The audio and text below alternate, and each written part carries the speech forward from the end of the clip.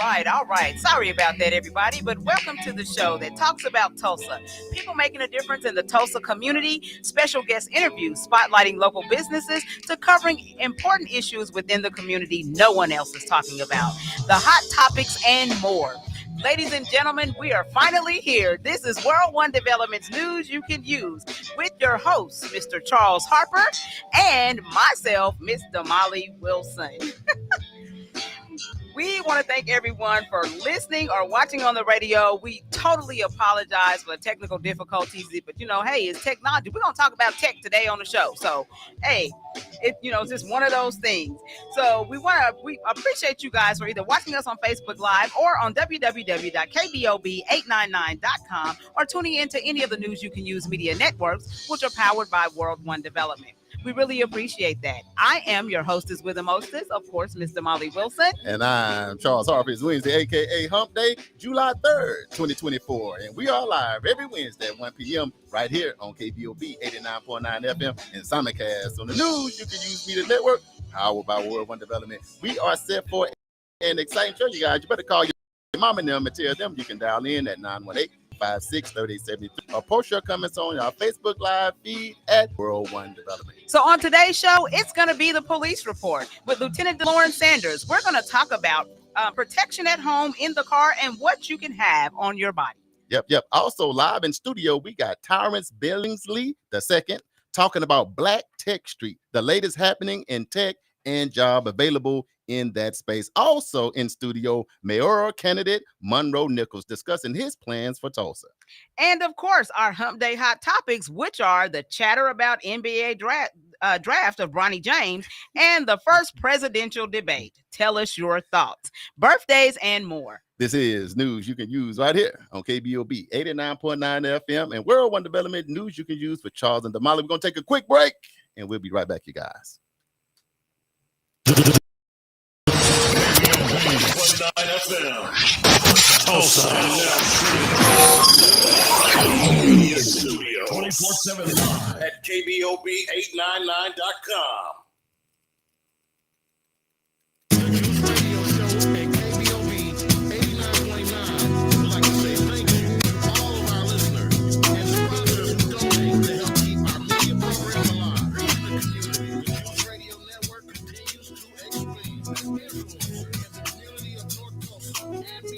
Can't do that without your help. That's why it's important that we as a community continue to support the Juice Radio Show and keep 89.9 on the air. The community not only deserves this service, but needs this service. Let's continue to support the mission and give it a voice to the voiceless and donate to the Juice Radio Show. The Juice Radio Show is a non-profit 501c3 powered by KBOB 89.9 and Eden Media Services, operating solely off the gifts, donations, and made by listeners like yourself. All donations made to the Juice Radio Show are tax deductible and can be sent to 1216 North Lady Avenue, CCB, Oklahoma 74106.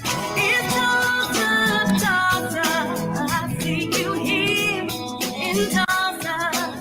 I'm in Tulsa chilling.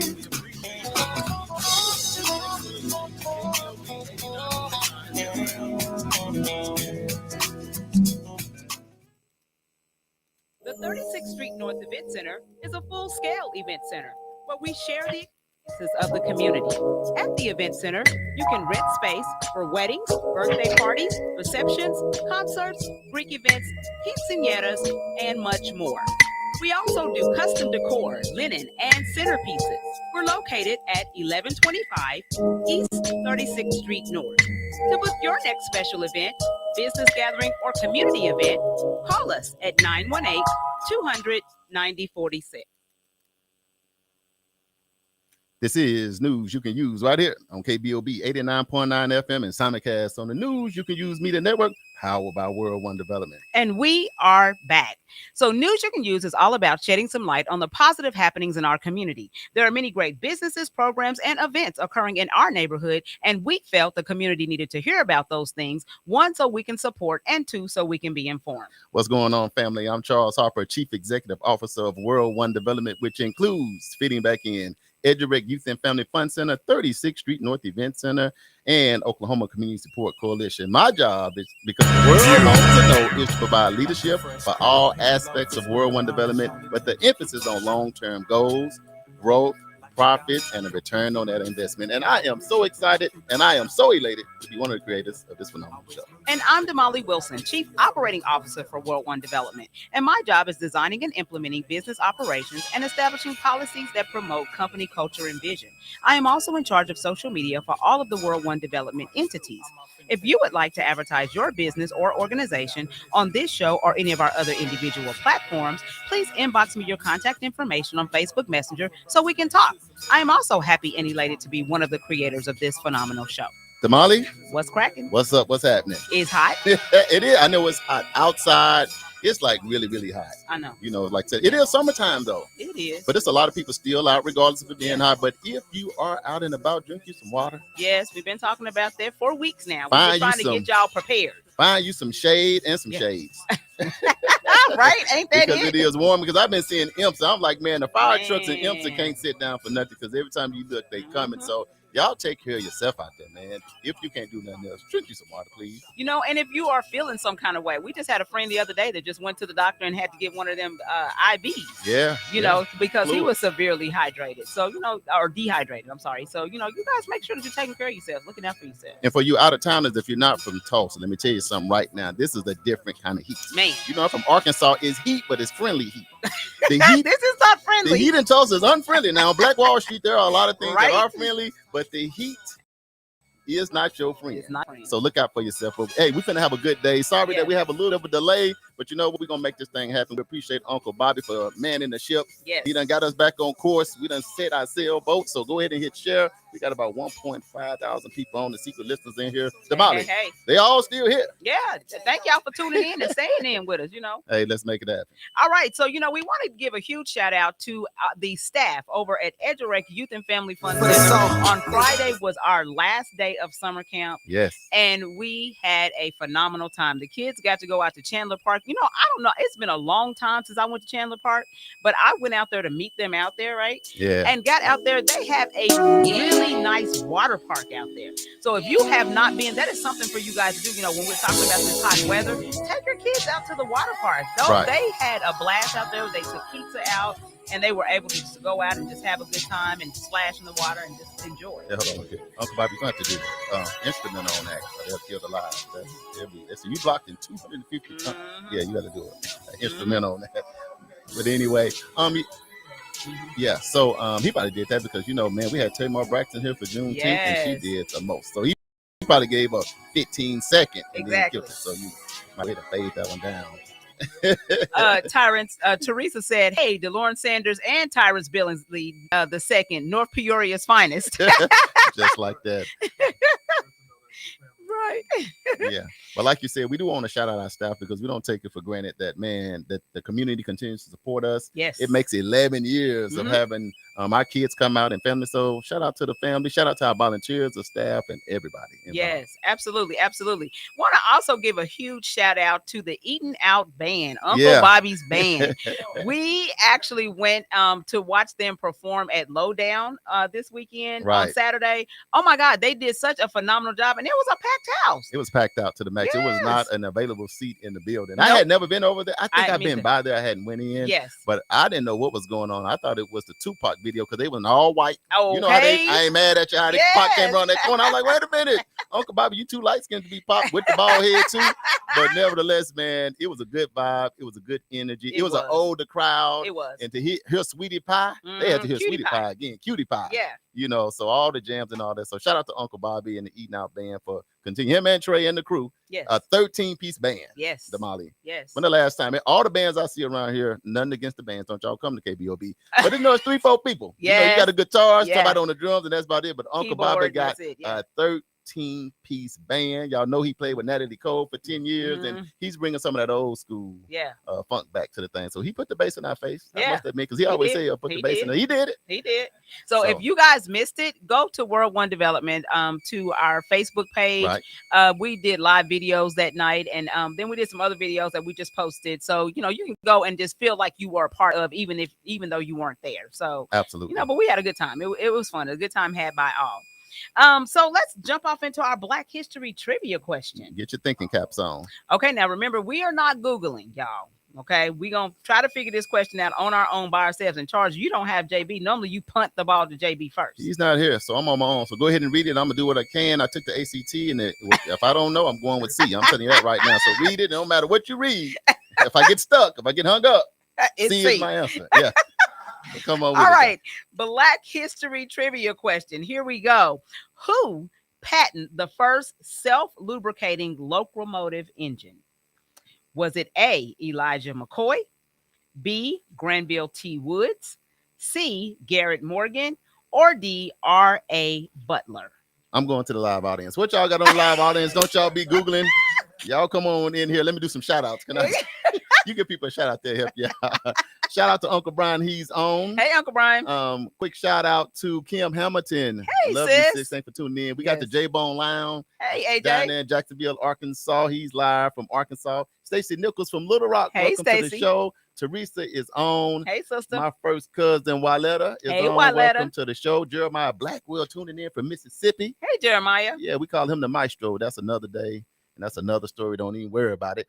We also got a lot of secret listeners in here with us, and we will shout out them a little bit later. Yeah. But we definitely got to load this show. And Uncle Brian said A. Okay. AJ said A. Uh-oh. And based on their ages alone, my answer is also going to be A. See? What y'all got? What y'all... So sad. Uncle Bobby, what you got? Sad. Read the question one more time. Okay, I'm going to read the question one more time. Who patented the first self-lubricating locomotive engine? Was it A, Elijah McCoy, B, Granville T. Woods, C, Garrett Morgan, or D, R.A. Butler?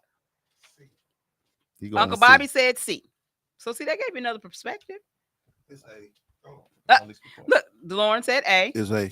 Okay. You going with A? More Sigma said A. So he said more Sigma said A. This is not a Sigma Uncle question. Bobby, you got the drop for the this police is not. report? Yeah. Okay, we'll cue that up in a second. I love y'all. So, all right, Jayla. Who else got some? Jayla Meeks, welcome to the show over there with the Terrence Question Jayla Foundation. said Elijah, which would be A. All right, who else we got? Teresa said A, and I'm feeling better and better. Yeah, well, let's go ahead and do the drop then. Go ahead, bring it on up. Let's make it happen. Okay. And now it's time for the police report.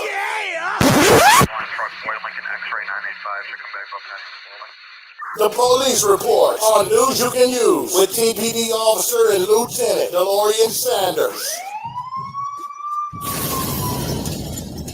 Car wreck always kills me. I'm like, bro, can we not do the car wreck at the end? I'm like, I'm traumatized. I know, because it actually sounds like a car. So y'all be careful out there. Right. It wasn't really a car accident or nothing going on, but we back live, man. We got 2.2 thousand on. Welcome to the show. We got a lot of people tuning in locally, nationally, and internationally. Damali, what you think about that? 1,000 people showing up. Well, you got your hair done.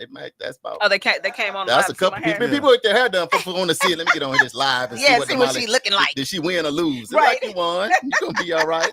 But Lieutenant Sanders, as we do, and we appreciate you for 4 years in a row. We've been having you on once a month to just bridge that gap between community and police. Because not just in Tulsa, but all around the world, man, we have a lot going on with the police. And we want to let people know that the police are right. Yes. You know, and community policing, when I think about Lieutenant Sanders, then I feel like he's the finest. That's just what I think. Because he show up at EduRec, our event center. He's at all the back to school bashes, and he will show up with you to eat chicken and fish. Yeah.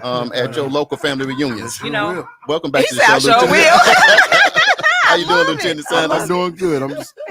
I'm making me do my job, trying to clean up some of these clusters today. We're doing okay. We all right though. Yeah, some stuff going on. Yes. You've been busy, like you said. We saw you on that on the TV this week. I'm like, man, you right there by the crime scene. Yeah. You know? Oh, yeah. Yeah. So it's been busy. How's it been in Tulsa lately? Is it hot? Is it all right? How we doing? It's getting hot. and Oh man. and we got people, not controlling their anger, and and they want to pull them guns out and stuff and shoot at each other, stuff like that. We got that wow. stuff going on, but it's still pretty good. But we still have certain areas where we still Right. having problems. Yeah. Let me ask y'all Yeah. this, and I'm just gonna ask just for my own clarity. Is it true that when they get hot, black people get angry, or is that just a myth? Now, when it get hot, everybody get angry. Everybody. That's what, not just us. No, not just Everybody. us, So yeah. based on what you see, Yes. Mhm. okay. I know when I get warm, I don't want to talk. I like to stay I quiet. know, right? Because Just in be Arkansas, quiet. if you ain't got no AC, then I don't know why if we think that if you stop talking, you feel cooler, you're still hot. No, when you Yeah. get hot, don't talk to me. Right. Just because you're hot, I can't talk to you. No, wait till I cool off a little bit. But I think we have an important topic for today that I'm excited to talk about, man. Yeah. With so much road rage, Mhm. things going on in schools, people fighting. I think just yesterday I saw somebody get shot in the backyard for Yes. something. It's just a We don't lot know. going Y'all on. investigating, yeah. So what we Yeah. want to try to do today, Lieutenant Sanders, is talk a little bit about just how you protect yourself when you're at your house, Mhm. when you're in your car, or if you're just on your body out and about, just giving people some tips and some nuggets to be able to survive out here. And I guess we'll start first with home. Yeah. And I'll throw this out here, Damali. Mhm. I'm gonna ask you, Lieutenant Sanders, if you have a home, I know about the use of weapons and all of that and how you arm yourself, but in Right. your house, what would you tell a family you should at least have to make sure you can protect your family? Well, first thing, you need to go ahead and get them new ring Doorbell cameras. rings? Yeah. Yes. Yeah. Get those. You can't get some type of cameras in your house and around your house. Mhm. That's the first step. Always, just have your house secure enough. Make it always look like somebody's at home, even when you're not there. Mhm. And some people like to have a weapon inside their house. But if you got a felony, you're not supposed to be around a gun. So I know a lot of Right. people, you may change your life, and but if you're a convicted felon, you can have a gun in your house. Mhm. But stuff like that, you just don't be so obvious. Like I've always talked about, not sitting big boxes outside your house. Mhm. Always Right. break down your boxes and stuff like that. Because people see what you're bringing in. Mhm. And just keep your doors locked and things like that. Yeah. Right. I think that another thing that we need to be clear about is what you can do, even if you have a weapon and someone is trying to get into your home. Then what do they have to do before you can actually brandish or actually use your weapon? I always have a plan to call the 911 Mhm. to get that started. Right. But if somebody get inside your house and you don't know them and they burglarize your house, you have a right to protect your house. Right. Inside your house. Right. Now, if they get inside your house and get scared and see you, and they turn around and start running down the street, you can't start shooting Mhm. them down the street. They out their Man. house now. Right.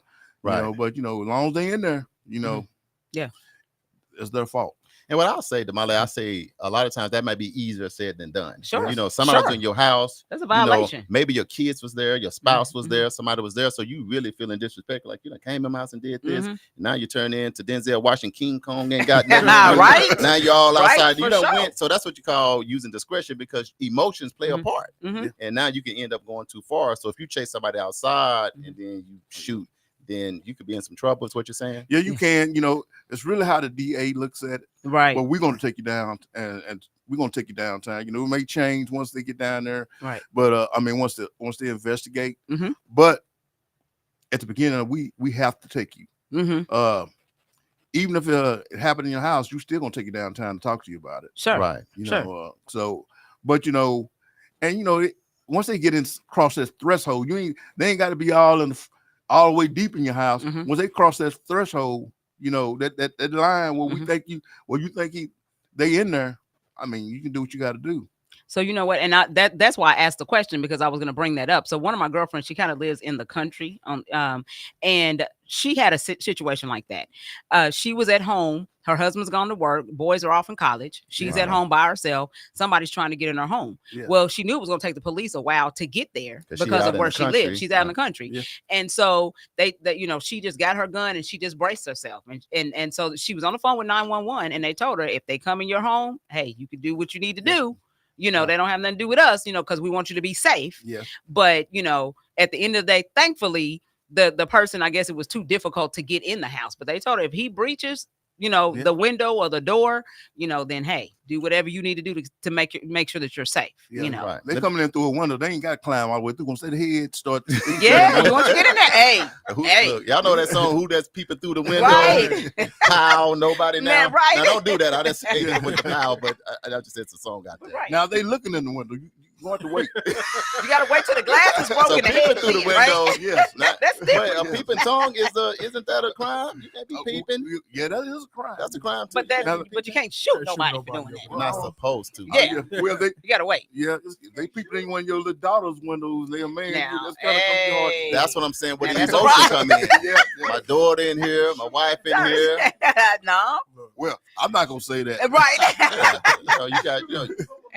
Because if you're a man, you come, your wife taking a shower, the man in the window sweating and looking. You like, mad. no. Yeah, you right. And Yeah, at least and you should now be. put down your gun. You go outside and fight. Sanders, can you do that? Or just still wrong? I'm just trying to relate to I folks. mean, if you think you can throw down, go ahead. Do what you gotta do, right? Well, yeah, but every situation different. Right. Right. True. Even if it's right, we as police officers, we can't say, well, okay, this look good. We're gonna leave you here. Most likely here in Tulsa, I can't speak for every department, but here in Tulsa, you're gonna go downtown and talk to the detectives about it. And then they'll determine if they're gonna let you go back home or not. Right. Just like that. Right. Real quick, I want to give a quick shout out to Daryl Ross tuning in from Little Rock. Hey, That's Ross, my how friend. are you? What's going on? Welcome to the show. And Martisha Bandschild, I think that's what I Hey, see. Martisha, how are you? I mean, we got a lot of secret listeners. So shout out to all the secret listeners. They've been unveiling themselves. I know, Damali. slowly We be but traveling. surely. Like, I'm sorry, I don't click in. Am I a secret listener? Yes, you are. you are. This is like grandma house. Yeah, I we know, all right? come in. It's It's a a good family feeling. affair. It's a family Yeah. affair. So let's recap this before we switch to like when you're in your car. So get your doorbell ring, which I think is good because Yeah. you can also. So one is taking pictures, the video, Yeah. and you can talk. Yeah. Get away from my house. Yeah. Another thing, lock your windows, lock your doors. Yeah. Mhm. And if you do have a firearm, you cannot shoot that if somebody's outside. Or if they're inside and they retreat, then you still can't because now once they retreat, you 'Cause there's no longer a threat, you're right? not in danger anymore. But you also your garage, you got your garage up, man. and somebody running there, you don't know, and they acting crazy. You're still safe in there too.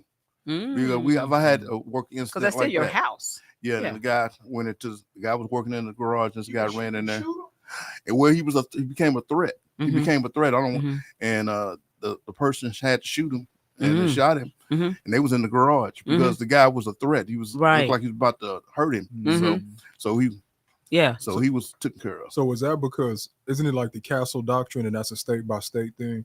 The castle doctrine, Right. that somebody breaches, you can shoot them no matter what. But ain't in some states where they got to prove to be a credible threat before you shoot them? Oh yeah, absolutely. Yeah, Yeah, state, you have to But be. here Yeah. we good. Yeah. Here as soon as they walk in the door, right? Yeah. We're in the Midwest, the Yeah, wild, right. wild So, west. yeah, we in the house. Your house, We're in the wild, wild west. You know, everybody believe your house is your domain. You know, what I mean, Yeah. it's your castle. You know, and you have a right to protect it. You know? Yes. absolutely, Yes. absolutely. Now let's switch gears, and I want to do that because a lot of single moms are out here. They got kids, and Like me. and and so I like the doorbell ring because I love all the proactive, preventative stuff. Right. Calling 911 and doing those things. So hopefully it don't get to that point. But at least now we got some tips. Yeah. If it does get that far. Okay, let's talk about these cars. People is stealing cars. They trying to jack people. Man. It's road rage is crazy everywhere right now. So let's talk about how do you protect yourself if you're dealing with your car. Wait, listen, Uncle ahead. Brian said a steel chair is still your best friend. Yeah, like the dude fighting at the beach house. It's still that. Yeah. So Lieutenant Sanders, how is it just in Tulsa with like road rage and car theft and a lot of those things that are going on right now? Well, it's a fine line. Are you protecting property, or are you feeling like your life is in danger? Man, okay. Ow. You know, that's what you're looking at. You know, I mean, if that person has a weapon and you have a weapon in your car, and he look like he's about to shoot you with it or something like that, I think you'll be within your rights to protect yourself within your car. Right. But again, if you're just trying to protect property, you go outside and you see somebody in your car breaking in your car. It's a fine line. Again, to saying that you can shoot somebody, unless you say, I thought he had a gun and he pointed the gun back at me when I said, get out of my car, and they turned around, and that's the reason why I shot him. But you gotta have proof. most likely you just probably want to hope they run away once they realize that you notice them in their car. And then another thing, I think at nighttime, cell phones, a black cell phone could look like a weapon at any time. Mhm. You know, It you can. always Yeah, got the yeah. phone doing something, and you do this. Mhm. You know, people. But I think that us talking about it in here is probably a lot more easier than you think. You hear something outside, Mhm. you go out there, and then 3 people just emerge from the car. Mhm. You know, and I think that's a scary situation to be in. And how much time do you have to think? You know, you Mhm. don't want to yourself end up a victim. Right. You don't have time to think. You know, a lot, Right. you know, a It's lot of quick. times, you know, it's a quick reaction, Mhm. and you just got to know what your intent was Right. when you being interviewed. You know, and never. I mean, some people do it, but anytime you interview, you need to have your law when Right. you're dealing with guns. Right. Anything, any stabbing weapon, any kind of weapon. They say you're assault deadly weapon don't have to be a gun, don't have to be a knife. Sure. It could be a chair, it could be a hammer. a Right. hammer. It could Yeah. be anything Just if you anything. use it intent to hurt somebody. Right. So you know, anytime you're gonna be questioned about this, it'd be good. It's good to have a lawyer with you. Mhm. Let me do this, Damali. I'm gonna switch it. This is not even part of the show, but I'm gonna call this segment "What Would Lieutenant Sanders Do?" Can I do Oh, that for I 2 like seconds? that. So, Yeah. so Lieutenant Sanders, Uh-oh, you you in at trouble. home, you at the house, because I'm gonna try to do what you gonna do. And you in your house, you cooking. What you like to cook? You like to cook some stuff. Anyway, you cooking chicken. Yeah. You cooking you some chicken. You hear something outside. Boom, boom, boom. And you kind of know somebody's out there. What do you do when you hear that? What do you do to protect yourself, but at the same time see what's going on? You grabbing your gun first to go out, or you just going? What is Well, if your? I think it's a crime for me, I'm gonna have a gun with me. So you know? coming out with the 'Cause I don't weapon, know if that person's got a gun. Mhm. right? But I'm gonna do a little, be real loud, make a loud yell at first to see if that'll startle the person, maybe run them off. Mhm. See if they'll run first, Mhm. and then just kind of watching their movements and their hands and stuff to see if I notice a weapon and see what I have to do. Right. Okay, can Yeah. Or then if they don't have a weapon, I probably will point my weapon just to make them get down to see if I can hold them there till police get there. Mhm. Let me do this. Now what would Damali do? Is that all right? I know Oh, you're yeah. not trying. But of Damali, she's a female. She's getting gas. It's 11 o'clock at night, and some guys jump out, and it's 2 big guys. They don't have a weapon, but she has a weapon. But they 6'5", 6'4", 300. They coming toward her trying to take her car. She has a weapon. What's her course of action? Well, her life is, you got 2 big guys, they jump out of a big van or something like that. I mean, she got to determine her life. She felt like her life was in danger. Hopefully all these videos, cameras around this, around her now, maybe we can look it up and see if we can, show that she felt like her life was in danger. So Damali, what are you gonna really do with your grade? I might do my taekwondo and just lay him there. Whatever. No. What you gonna really do? Ain't no taco. Ain't no taco. Yeah. That's Right. like, that is not even real. See, and then they gonna start laughing. I can But get what away, get in I'm my saying car and this leave. because these are like just real No, but for real, situations yeah. that just happen Yeah. in the heat of the moment. Yeah. You got to kind of already have an idea of what you would do, because if Yeah. you just react, if you react wrong, you in prison, and you're the criminal, and you're locked up, and you're going away from your family just because you just didn't know what to do. Right. No, I think that to be honest, I mean, it depends on the situation. You know what I'm saying? I would say that I would probably let them just take my vehicle. If that's what they're coming for, just let them go ahead and take it, because I got insurance, and they're going to find it, Yes. So just let them take it. And I mean, I'm going to be mad now. I'm going to be hot as a firecracker, but When I was thinking about that, I wasn't thinking about them taking your vehicle. We have a lot of people now, this thing they call sex trafficking and taking women off the street, Oh, yeah, people taking and pulling me. and taking women and That would be taking, tragic. that's what I was looking at. yeah, I wasn't thinking about the vehicle. I wasn't thinking about vehicle. But see, that's the difference in how a female may think. Mhm. And a male, they like, no, we don't even want the car. We come to get you. Oh, well, wait a Well, minute. hold then. on now. You Now don't let's have talk about time this. to rationalize Yeah, that. But for until real. you put a real scenario Mhm. out there, Yeah. then how you gonna deal with it? Because sex trafficking, they taking women too. They are. taking grandma, Yeah. aunties, and ain't just Yeah. babies Mhm. no more. Yeah. So that's another thing you have to think about when you think about how you say. But so then in that scenario, if we're talking about myself, I think I would just make a lot of loud noise, scream, just kind of make a scene. You might have to catch me. I ain't even gonna lie to you, because I'm gonna try to run. I'm telling you, I'm turning the FloJo on you. I'm out. Let's do that with Damali turning it into FloJo, and it's track season right now with the U.S. Olympics. We're gonna take a real quick break because we got another superstar guest. He's so Yes. humble. That's why I'm gonna say it, and I'm gonna do Look, that. my sister talking about she's shooting. Don't Man, shut come up, on, sis. sis. Look, if you my sister, you are in my family, want you start to shoot shooting. too. Don't leave your car. Let people take your stuff. You gotta get away from here. Give one warning. Tell him to get out. But we got, man, another special guest, man. This brother, he's the man with the plan. I'm just gonna tell you right there. You better stay locked in and get ready to share this video because he got great things going on. This is KBOB 89.9 FM, World One Development News You Can Use, Charles and Damali, and we'll be right back, y'all. I said you're gonna be float, yo.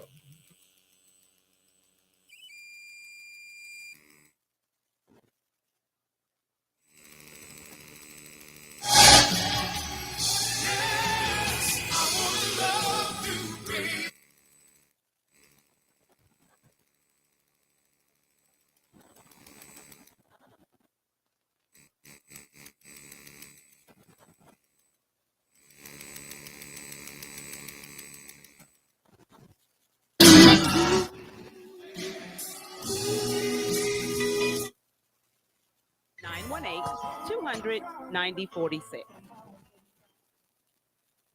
Fitting Back In is a reintegration program designed to help those released from prison to fit back into the community as productive, valuable members of society. They help schedule various classes such as anger management, substance abuse, and mental health. They also work with different programs in the community to provide job training. If you or someone you know needs help with resources in career development, employment, or housing, to find out more information, call 918-592-3500 or stop by 2121 North Harper Avenue, Monday through Thursday from 9 a.m. to 2 p.m. Yes, coming at you. My name is AJ. Oasis Fresh Market is the place to go. And guess what? We're rolling out some brand new programs for customer loyalty programs, some housing programs. Just you need to come to Oasis Fresh Market, 1725 North Peoria Avenue. Shop at Oasis, baby. Change your life.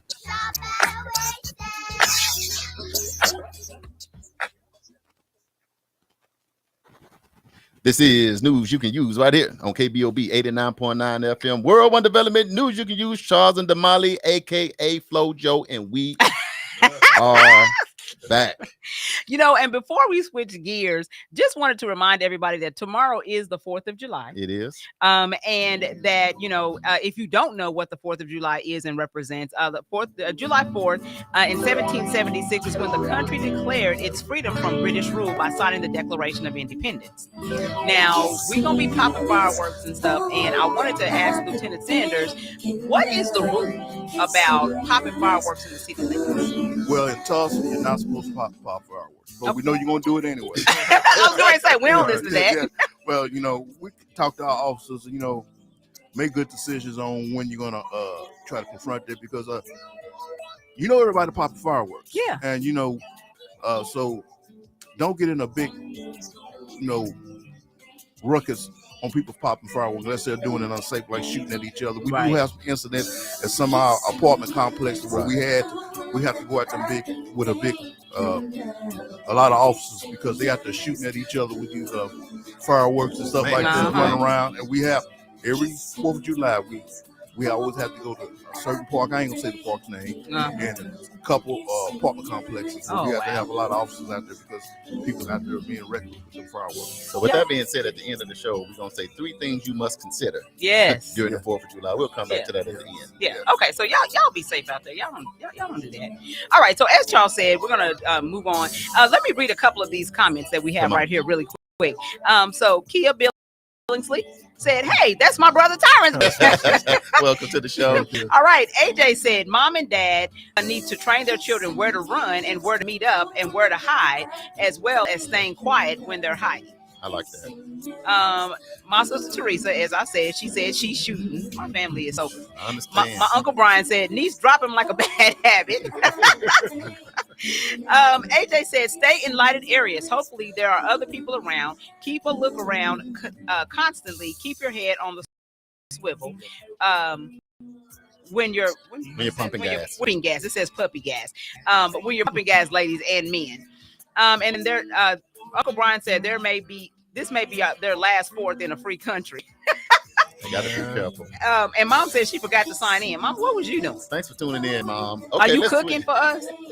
We got another special guest live in studio just Right. because this time gonna be going by real fast, man. Damali and I, man, we admire this young man. We've Yes. been working with him for some years. We've been trying probably for a few years to get him in finally, but hey, the Right. stars have finally aligned. Yes. And he didn't send a representative because he could have. Yes. He came in here live and directed himself, and I am so excited to have live in studio with us Miss Terrence Billingsley the second. Yes. Welcome to the show. Yes. Welcome. Happy Welcome. to be here. You know, I love y'all. It wasn't no years. He Don't be be saying exaggerating. that. It Don't, wasn't embellishing. I'm don't do embellishing a little you. bit. Don't do you. So, Terrence, tell our listeners a little bit about who you are, where you're from, and then kind of what you do. For sure. So I'm born and raised Tulsa. I grew up on Denver. Went to North Korea Church of Christ with Brother DeLawrence Sanders. I call him brother. Y'all call him lieutenant. Yeah, just like I call him whatever. brother. Yeah. My first image of a police officer was him. Yes. But, no, I went to Carver Middle School, Booker T. Washington Whoop, High School. whoop, whoop, They be whoop. waiting on that Yes. Booker T. You know how it go. It's special, man. But yeah, then I went to TCC on West U Tulsa. Yes. Yeah, I've been a lifelong Tulsa. Lifelong Yes. Tulsa. So you homebred from here. Yes, Absolutely. yes. Okay. So what are you doing now in community as an adult? Right. So I run an organization called Black Tech Street, and our mission is essentially to rebirth historic Black Wall Street as a premier Black innovation economy. So the way we go about doing that is a little bit different. Whereas you might see some other programs that have like specific widgets you can get involved with. Black Tech Street architects and secures Black tech focused economic and industry development opportunities for Greenwood, the broader area. So we actually have 3 core focuses. That's cybersecurity, business intelligence and data analytics, and then an anchor in responsible artificial intelligence. Wow. So what we do is we'll build out these strategies long term to say, how can we create an economy that entrepreneurs and that people who are trying to get into the workforce can take advantage of? And to build that economy, how do we broker the right partnerships? So y'all heard recently, last year, we brokered an alliance with Microsoft Yes. to help bolster, our cybersecurity ecosystem, but also to help establish us as kind of a leader in AI. And they're pretty instrumental in our this Tech Hubs deal that we just got. But yeah, in short, we design these strategies, we build the partnerships, and over time you'll see the results and the fruition of it as these different entities anchor in the community. Man, I love it, Damali. Let me ask this quick question. How do you pick up a desire and passion to do this that you just mentioned? Because it's a lot that you I mean, look, when you grow up, I mean, y'all know what it's like. I mean, when you grow up on Greenwood, you hear about the excellence that existed here, and the energy. It's not just about getting it back. It's about how do you make Greenwood something special in the 21st century? We had Atlanta, there were other, Black business hubs. So in the 21st century, how does Tulsa stand out? Technology is the frontier of that, specifically the technologies that I mentioned that are going to be critical to building wealth in national security. So I think that it's trying to do the ancestors justice. Yes. They wouldn't want us to just build back what they had. They would want us to be the best of our day too. So I agree with that. And so how do you, because if I'm a young person in today's world, right, all of that sounds like a lot of big words and a lot of hard work, and maybe I don't want to do all that. You know what I'm saying? Like maybe I'm trying to find something easy. You know what I'm saying? I want to get out of my mama's house, but I still don't want to work hard. You know what I'm saying? So what is in there for the person who is not really techie, So you don't got to be techie. You do got to work hard, though. Yes. You ain't no way around that in life. Okay, so thank you for clearing that up. So y'all hear that, right? But so this is why professions like cybersecurity are pretty interesting. So cybersecurity is really, that's the art of securing the technology systems we use, whether that be software, hardware, or whatever else. It's one of those industries that don't really require how to write code or be technical. Right. It tests other things, like protective instinct, and there are whole different types of certifications and things to cultivate. But you don't have to be tech savvy. You do have to be proficient with tech. That's not. I'm not a tech person, you can say anymore. I mean, whether it be your phone or specifically in the age of AI that we're in right now, you can't not be you're tech techie. person. Yeah, it's like electricity now. Sure. It's everywhere. So if you're not a techie, I would say look at a area of tech that you feel is interesting and want to align with, and then see what kind of transferable skills you might have that might allow you to get a job in there. It might require you taking a certification to get trained, getting a certification to get trained. Right. Or if you something like a project manager or a marketer in other area of your life, Right. or in some other business, that's translatable to tech, because the tech, job ecosystem has all of those jobs. So Yeah. you really just got to think about it in a critical way. But if you brand new, I would just say you should get a certification, to be honest. Yeah. Just So, like that. so where can you get those certifications? And if I was a person that may be considering this, because now I'm hearing the buzz about, Tulsa being a tech hub, Right. and trying to figure out what that means.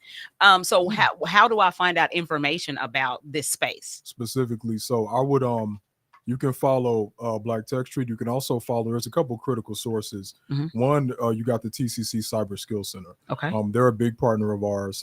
They have cohorts where they actually fund a scholarship up to 25 students, and our partnership with Microsoft supplements some of those scholarships as well. But it's a boot camp, and once you get out of there, you can be certified in cyber, data, or AI. Oh, wow. Now being certified in those boot camps, to be transparent with you, sometimes companies do want a little bit more than that, but in terms of getting you to be able to break in, that's a pretty critical start.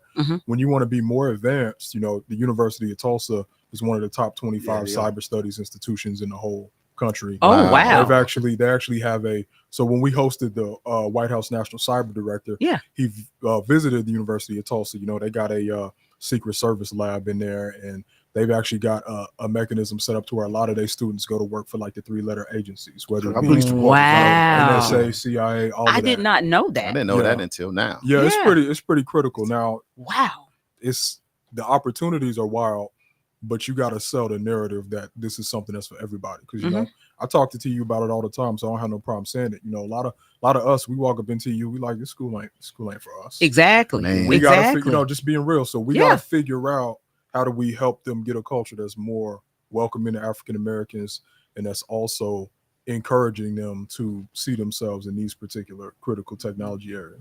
So, and that's one of the areas. I'm sorry, Charles. I'm so interested. Yeah, no, hold on. You gotta let me get in. Look, this is what happens, Charles. When people get braids done, you can't stop them. Acting a fool, They right? start acting a complete fool. You just be like, man, I want all the knowledge. Hold on. But what I want to say, another thing, people on here is like, man, how old is this brother, man? This brother Exactly. how old are you? Just because they keep texting me. I'm 28 years old. Yeah. 28 years young, time, but sharp, brother, and that's why we had to have him in. And everybody, if you're local, national, or international, if you have a question, then just put it on the live, and then I'll let him know about that question. Now, another thing that I enjoy about you, because I can be at home being regular, and then times to hit you up and go at home being regular, drinking water, doing my regular stuff. Time to be like, hey, you want to meet some people from the White House tomorrow? I think I might want to. Yeah, like who are that's they? why. Yeah, and I'm like, man, but you go into these spaces, and like you said, a lot of times in these spaces, you don't feel welcome. You can feel inadequate because it's different when you say the White House is coming. Yeah. Not my homeboy from Texas, but the White House is coming. So how were you able to engage, with the White House to create, I'll call it like a hub or a situation or a partnership or a collaboration like you have? So one of the things that's critical when you're dealing with the White House or politicians in general, you always got to understand, this would be critical for anybody. Understand what is their self-interest. What is, that administration wants to push certain narratives and get certain things done. So being on the grounds of Black Wall Street and doing this kind of work, and with President Biden's administration really prioritizing African Americans, there was a really interesting opportunity to showcase the tech work and the narrative work that we were doing that they knew they wanted to help get Black people more involved, because that's a priority for this administration. So over time, it started with me being invited to a roundtable at the White House on cybersecurity, and then over time, so that was with the Office of the National Cyber Director. Right. Then we evolved a relationship with the Office of Science and Technology Policy when we took everybody to DEF CON with Seed AI, and from there, the Office of Science and Technology Policy is leading on AI. ONCD is leading on cyber. Right. With those being two of our pillars, they've just followed our work. What we did with Hack the Future Greenwood and piloting a blue teaming mechanism for AI, which we could get into.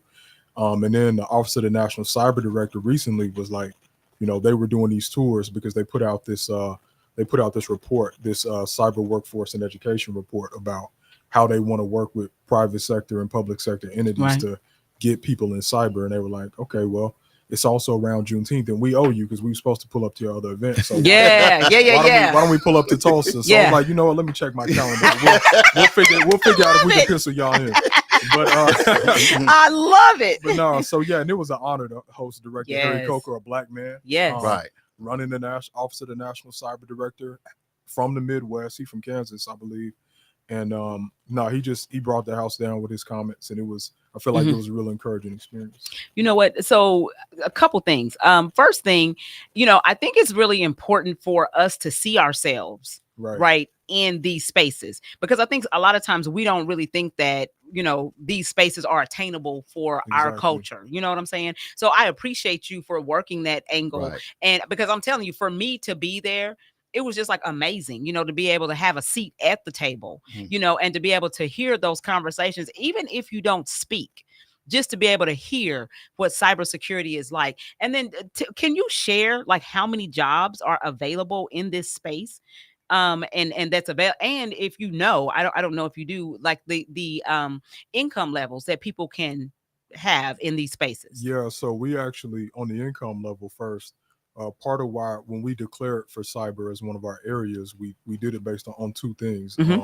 The fact that cyber has ubiquitous penetration with the other tech verticals, right, which means its ability to make money is pretty high, right. Whether it be entrepreneurship or through workforce demand. And then the fact that it's critical to national security means it's always going to be around. Right. So the average salary of a cyber professional, last I checked, was about between $80,000 and $88,000 a year. That's good. Compared to last I checked in Tulsa, it was like for an African American in Tulsa, this number might have fluctuated, but the last number I saw was about 32. See? So I mean, it's opportunity is unbelievable in terms of jobs that are available in the area. I'd have to get the most updated numbers. Nationally, you got over 700,000 vacant jobs. Now, the dilemma that we run into and we got to figure out is a lot of those jobs, probably about 2/3 of them, are mid to higher level jobs. And when you do something like get a certification at the CSC, you're more entry level, and there are jobs for that.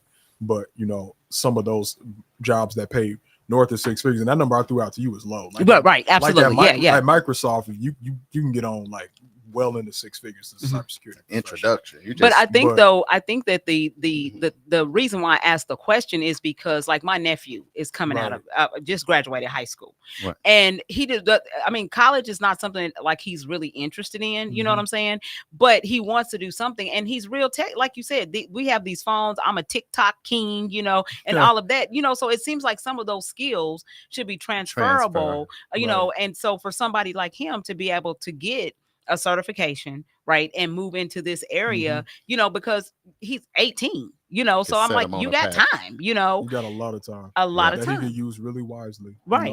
Let's go to the let's go to the live. We got a couple questions. AJ down in the J-Bone Lounge, Jacksonville, Arkansas, right by Little Rock, says, and I'll just hit all three. Okay. For sure. His question is, what type of growth your company has advanced from your time since you started? And what type of income, which you already answered that it provides in your field. You answered part two. Kenneth Childs, welcome to the show. Can you name any of the tech companies that may be coming to Tulsa in the near future? And we'll just go with those two. Okay, so on that first one, he asked about impact. So we actually just on the corner, and so we are 501c3. We were founded in 2021. So we actually just turned a major corner that's going to help us with the impact via tech hubs. We are bootstrapped org. I won't say bootstrap, but we don't have anywhere near the level of funders that a lot of the other orgs do. Sure. So it took a lot of validating and consistent proving ourselves to get to a point where we could get the amount of money and the amount of relationships that we have recently brokered. And now those things are in position to really come to fruition over the next 2 to 3 years. So Microsoft is one who is already setting up roots here.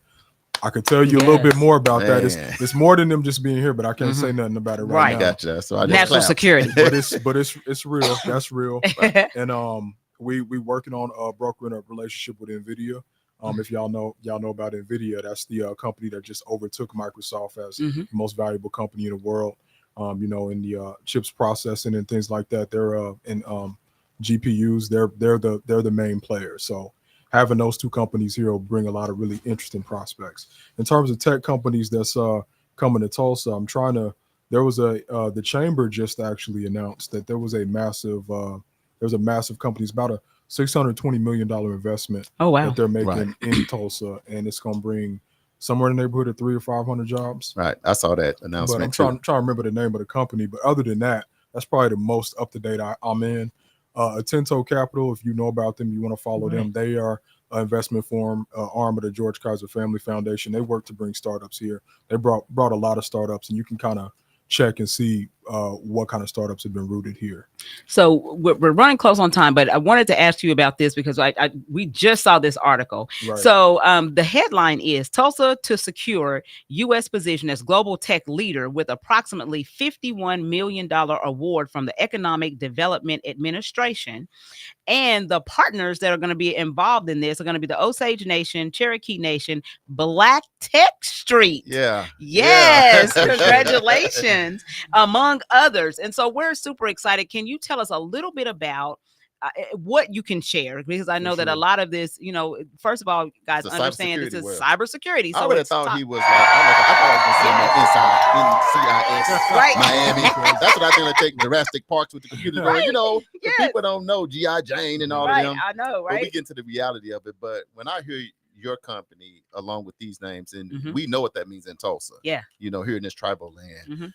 Man, how does that resonate in your spirit, man? It's an honor, to carry that torch forward for the ancestors. Yeah. But, it's on all of us too. Yeah. But, so the tech hubs, regional innovation hubs that the Biden administration put out, it's essentially this program that's supposed to catalyze domestic economic growth and national security. So it's part of the CHIPS and Science Act. They dispersed about $500 million to different companies that they felt could be globally competitive in industries that they thought were critical to national security. Right. So you had a one round where you had like 400 different cities apply. Wow. 31 cities were selected for the initial designation, and Tulsa was one of them. Black Tech Street is on the steering committee of this. It's led by Tulsa Innovation Labs, one of our partners in arm of the George Kaiser Family Foundation. But so 31 were selected for the designation, and then most recently 12 were actually awarded funds. The pot was up to $75 million. Nobody got $75 million, but 12 were awarded. And of the 12, Tulsa's one of only 2 that got $51 million. So awesome. We got the highest. Yeah, yes. So with that, Bobby, you going to work? See, Bobby? Okay, he is making it happen. Come on up in here. I mess with you, Bobby. So what you're about to see happen, and again, I can't get into details, but the bread is going to be dispersed. Yes. You're going to see it go to a lot of different projects, a lot of them that are around drones. Our focus is autonomous systems. So when you think autonomous systems, think drones, think self-driving cars, think automated things that are automated. Wow. But and what we anchor in that is the artificial intelligence and cyber aspect, because AI is going to have a really exponential effect on autonomous systems. Yes. Something can be autonomous, but not really intelligent. It's not contextually aware. That's kind of the vein that AI plays in all of that. And that's kind of what we head up.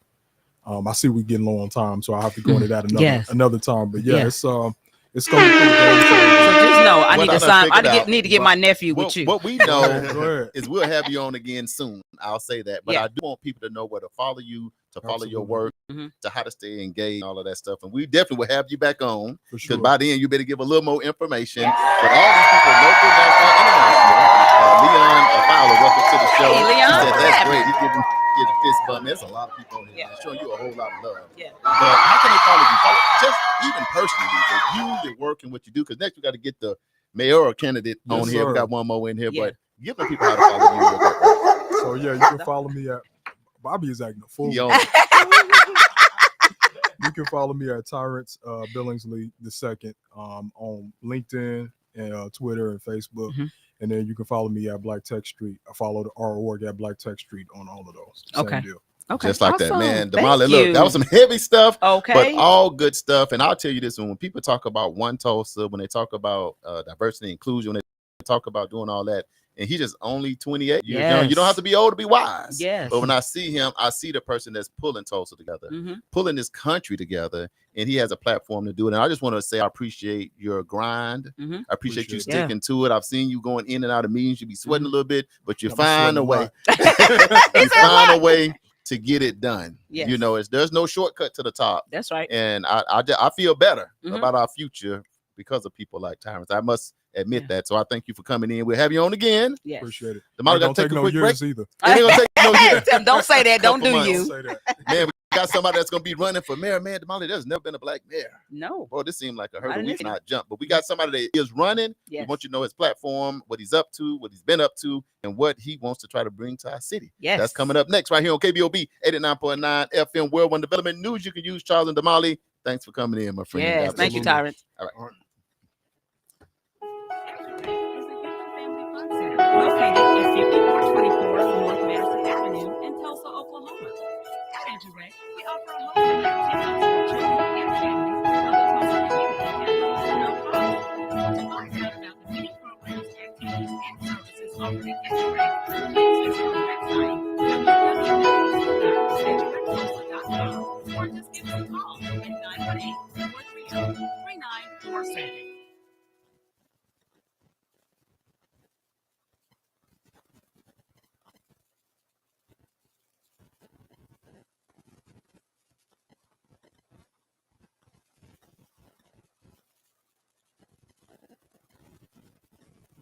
Fitting Back In is a reintegration program designed to help those released from prison to fit back into the community as productive, valuable members of society. They help schedule various classes such as anger management, substance abuse, and mental health. They also work with different programs in the community to provide job training. If you or someone you know needs help with resources in career development, employment, or housing, to find out more information, call 918-592-3500 or stop by 2121 North Harper Avenue, Monday through Thursday from 9 a.m. to 2 p.m. Edgerec is a youth and family fun center located at 5424 North Madison Avenue in Tulsa, Oklahoma. At Edgerec, we offer a whole range of activities for children and families of the Tulsa community at no cost. To find out about the many programs, activities, and services offered at Edgerec, please visit our website, www.edgerectulsa.com, or just give us a call at 918-430-3947. You see, it's KBOB 89.9 FM World One Development News. You can use Charles and Damali, and we are back. And we are back. And so we have another special guest that is in studio. As Charles mentioned before we went to break, we have a mayoral candidate in the studio today. And there has never been a black mayor here in our city. Right. And so this would be a first for us if this was able to happen. But what we want to do today is we want to hear from Monroe Nichols, Yes. his forum, and what he is wanting to bring to our city. So first of all, Mr. Monroe, welcome to the show. Hold on. We got to upgrade it. We got to go state representative. We got to get Monroe all that. Nichols. We You got to got a lot of upgrade. Just titles. like You got a lot of gotta- titles. We got to add that in there. But Yeah. one, we just want to say welcome to the show. Yes. How you been doing? Man, tell the people we got about over 2,000 people here, local, national, international, a lot of people on here. Just tell them a little bit about yourself, just who you are. Yeah, no, Monroe Nichols. First of all, thank you for inviting me on. Yes. I've been waiting for a long time. Okay. I've been waiting for a long Like time. that year that you've been waiting on We've been Tyrant. connected. Yeah, I'm like, yeah. we gotta have you Y'all- on. We always Y'all say been it. calling tires this whole time. I've been waiting for a call. Oh, see? Oh, So I'm see? happy to be on. No, but hey, last 8 years I've served in the Oklahoma House of Representatives. It's been an awesome experience to represent people all across the state. Yes. I represent House District 72 specifically, but I know that the interest that people have for the things as far as delivering on behalf of people who might be on the wrong side of the political spectrum within the majority, I know you have a greater responsibility than just those district boundaries. Sure. So that's been a real pleasure to serve in that regard. I serve as the chair of the Oklahoma Legislative Black Caucus right now, and so thinking about those particular issues, but really, this run for mayor is really about Tulsa's future. Man, It certainly is taking into account where we've been, the good days, the bad days, but really looking at the challenges that we have right now. Right. And I think there's everybody who's going to run. They're going to tell you about homelessness. They're going to talk about crime. They're going to talk about education. They're going to talk about all those things. Right. But this campaign is all about how do we actually solve those problems? Don't leave them to the next generation. How do we get busy working with community to get it done? And I think that's the biggest distinction in the race, right? Not that we're talking about, we should be thinking about how to do this. It's like, no, we've released plans on how we're going to end homelessness by 2030, very specifically, so we can be held accountable for it. Yes. We used to plan about how we redefine the mayor's role in education to boost student outcomes, right? How do we get on top of affordable housing? How do we do all these things? Because I think that Tulsa is a place of great and amazing potential. Yeah. But you can't get to that potential unless you move some of these challenges off the list. And I think that's what I offer in this race. And I'm very excited about it. Very excited about it. So let me ask you, just to lay a little bit of foundation. Where are you from? Yeah. And how long have you been within the state? Yeah, so I came to Tulsa. I've been in Tulsa 22 years. I grew up in Central Texas, came play football at TU. Yeah, okay, football at TU. Okay. And after I graduated at TU, I went and worked in the mayor's office for Kathy Taylor. Okay. Then after I worked for Kathy, I was chief of staff to the president at OU Tulsa. And this is when we started the School of Community Medicine, whose whole purpose was to begin to work to cut down that life expectancy gap between North Tulsa and the rest of the community. Went then to work for Career Tech for the chamber. I ran the business retention expansion program. I ran the adult workforce programs at Career Tech. Served on the Tulsa Tech board in Zone 1, which is North Tulsa. Co-founded Impact Tulsa and ran for the legislature. So ever since my feet were on the ground here in Tulsa, I've been representing this community one way or another, whether it's as a football player with Tulsa on my chest, or as a state legislator representing this community. And it's been an absolute pleasure for me. Ever since I've been here. It's been all about how do we serve this community, move this community forward. And this race for mayor, and hopefully this election, is just the next chapter in doing that, and doing it with people, us doing it together, because that's the only way we sustain the kind of change we need. And so, being a native Tulsan, right, have watched how government has really not been fair to North Tulsa.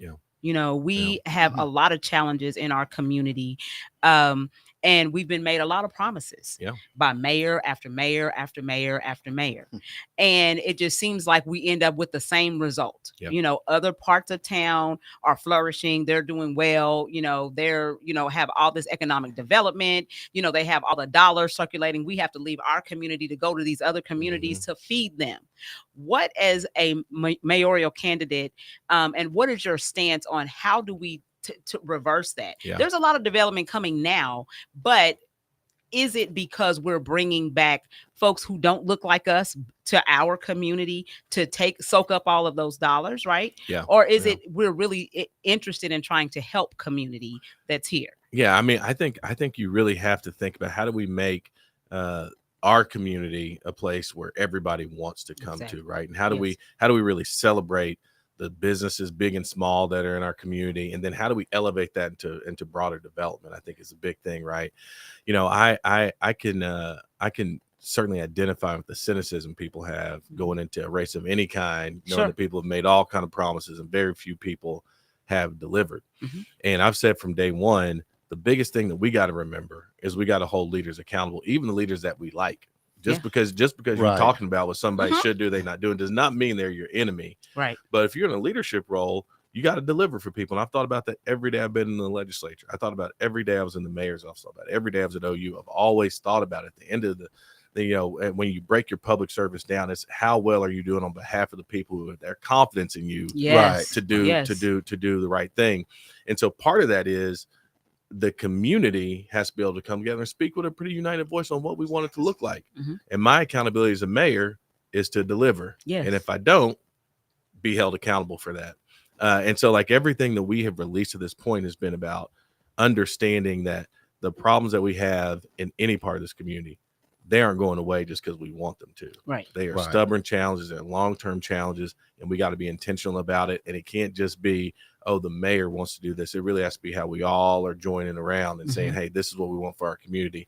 And Mayor Nichols, you better get it done for us. Just like that. Let me ask you this, because the thing about Tulsa, this is a unique city. It is. So when you think about the past and what that's been, it makes me think about our survivors that are still here, and to be 110. And you think about where we are currently, because I think the opportunities are great. And I see how they're trying to do the diversity and inclusion. But you still got the Hispanics out east, you still got the blacks out north, you still got.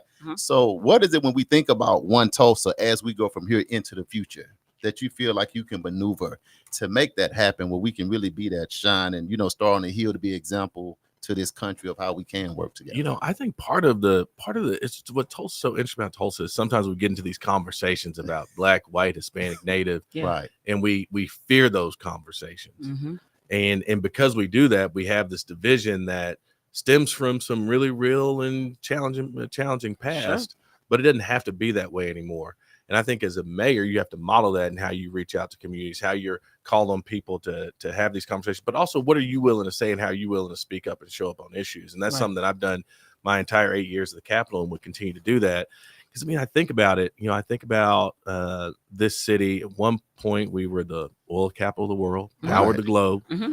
Then we were the center of Black wealth. So the greatest visionaries were right here in Tulsa, Oklahoma. Yeah. You think about some of the first generation Americans that are now here that are all across our community. But, a lot of times we think about East Tulsa and we think about that. And we think about how they're helping build up our infrastructure. Right. And certainly that Tulsa is the largest city in the country that's all Indian reservation. So if you think about it, we are an international city, but we're also a city whose foundations are grounded in the first people to ever come here and the people who are new to this country. And that's something that's really special. We ought to be able to capitalize on that we don't do a great job of, particularly right now. And so I think you get past it by just being a mayor who's open for business and open for conversations around anything. And when there's threats to a community, not to be hesitant to speak up. I've been in the legislature for 8 years, everything from recent bills, trying to, criminalize homelessness or recent bills to, say, oh, since the federal government won't figure out immigration, we're going to, put felonies on folks who are here that we find doing things or whatever the case may be. You have to be a mayor. When Ryan Walter says, schools here are garbage, you got to be a mayor and say, hold on, big dog. Wait a minute. No. Right. That's not how we roll in here. So I think a lot of it is a mayor who's willing to speak up on some of these seemingly tough issues. They're not tough. It's how you show up for communities. And if you show up for those communities, they come out of the shadows, they're able to unite, and we're able to take all these things that we used to be and all the things that we are now, and you marshal that to become the kind of city we can become in the future. Damali, can I access one? So a lot of times we do these shows called Politics 101, just to give people education on the role. What is a mayor? What do they do? What can they do and not do based on what they say? And we know the mayor is the CEO of the city. So you can look at it like that. That your job is you the CEO of the city. So what are the things that when you be able to speak, man, there's a lot of people on too. Y'all, you secret listeners, y'all know y'all wrong. Just pull on up. But anyway, because me and Damali get a bunch of calls. Who is Monroe Nichols? We don't know who. We see y'all shaking hands. We see you with the White House with tyrants. We see it. I said, it's trying to make a change. You have to be involved. You got to show up. You can't fake showing up. Can't fake so it. You show up. But when you think about if you become the mayor of Tulsa, what are the things as mayor and the power that you have as mayor for a change that you can absolutely do versus I get in a seat and I couldn't get it done because people voted against it or the city council did this or somebody else did this, so my hands was tied. Yeah, I think some of the hands is tied stuff is work avoidance, right? I think the what you have to do when you get elected, I learned this from my old boss before. You got to walk in and you got to have a set of priorities. It doesn't mean that other things don't matter, but it means that you filter those things through a certain number of priorities so you can understand how these things all line up to each other. I'll take homelessness as an example, right? So the mayor cannot just with one pin stroke in homelessness in this community, but we know the mayor plays a critical role in being able to move things in the right direction. So as we think about, all the resources that are being spent on this challenge and we think about what that means for the city. So for example, I think about this race, I think about homelessness, as a priority, education is a priority, workforce is a priority, and public safety is a priority. So singing out homelessness, I'm thinking, okay, how's that connect to education? Well, there's 900 kids at TPS alone who are homeless right now. There's 1,200 of them in families facing eviction. And so I think about housing as in my role in housing. That's how I begin to think about how I boost student outcomes. So those kids are chronically absent if they don't show up to school because they don't have a place to stay. And so you think about it as a mayor, okay, I can connect the dots on these two things. And it is tough because it's not all within my power, but I know I have a very specific role in getting that done. And I know when I go talk to Ebony Johnson, I got to say, Ebony, hey, you know what? I'm not going to let you or force you to deal with my affordable housing problem. I'm also going to hold myself accountable for literacy in this community. And so I do think you have to have like a set of priorities and then just be able to filter things through and knock those down, right? And work that way because you're going to have dissension. You're going to have people who are going to fight you on things. If you do things that are worth it, I think this is the reason why oftentimes we don't make progress. People find out that things are just hard. Man, it's just hard. It's politically challenging. It's operationally challenging. And that's why so many good ideas fall by the wayside. I think the number one thing as a mayor is you can't let the hard get in the way of knocking down those priorities. Because if we end homelessness, as we know, by 2030, which is the plan that I put out there does, guess what happens? Our city becomes safer. Right. Our kids have a better shot as it relates to education. Our workforce is stronger. Now, I didn't do anything other than deal with this homelessness issue and end it. All these other things got better because of it. Right. And so you can't just try to boil the ocean, even though the ocean's out there. You know, you can only boil a pot of water a couple pots at a time. Right. But there's these things are so interconnected that you just got to have a focus and not just try to scatter shot and do the spray and pray thing. You got to be focused and know you're doing the right thing. So this is my last question. What do you do about, or what do you say to folks who say, I ain't voting because my vote don't count? They're going to do what they want to do anyway. Yeah. What do you say to those individuals? Yeah, I tell them all the time. I was like, I understand why you feel that way, because that's what you've been shown over and over again.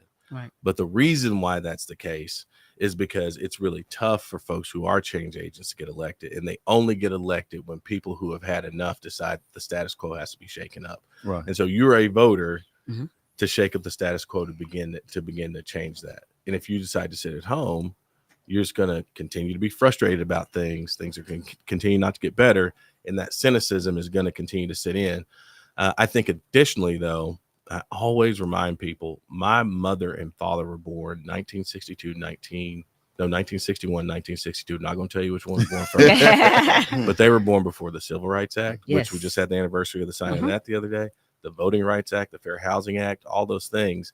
And I think about if people decided not to go vote back then, I wouldn't be the first. I'm a first generation, person born with all those rights, right? And it made a difference because people voted, and back then people were dying for the right vote, right? And so we can't be casual about this stuff anymore. We can't be casual about it. It's too long to get here, and the road ahead is also tough, and it's not going to get any better with that level of cynicism. Although I understand it, I understand it 100%.